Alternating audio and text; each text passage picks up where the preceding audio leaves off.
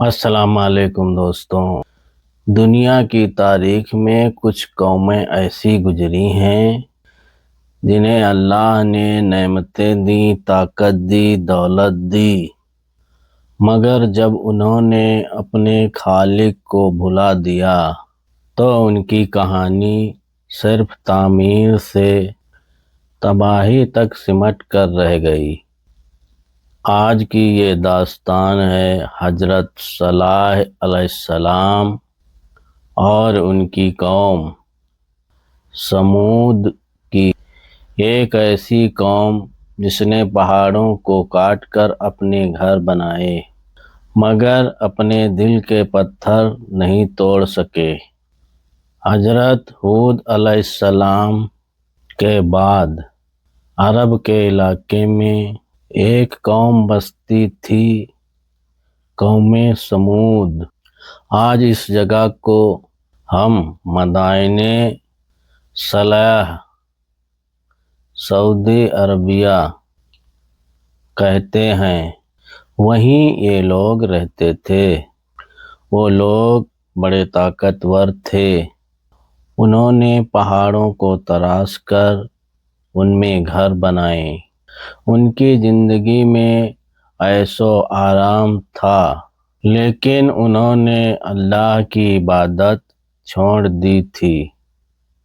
وہ پتھروں کے بنائے ہوئے بتوں کی عبادت کرنے لگے تھے، اور یہی تھا ان کا پہلا قدم بربادی کی طرف۔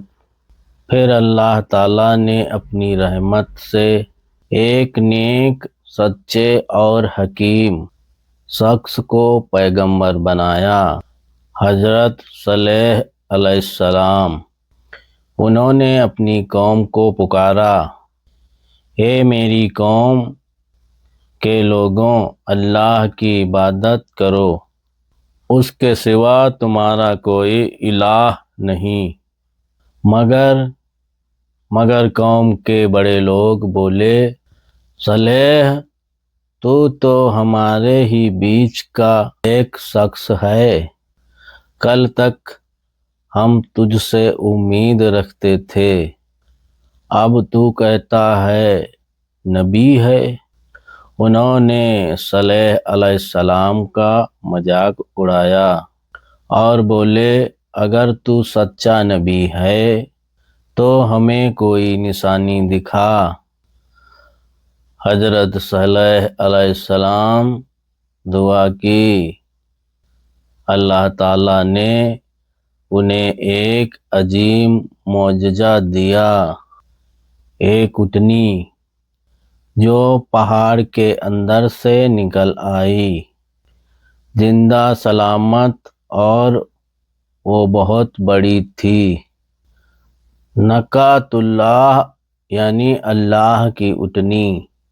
صالح علیہ السلام نے اپنی قوم سے کہا، یہ اللہ کی اونٹنی ہے، اسے نقصان نہ پہنچانا ورنہ عذاب آئے گا۔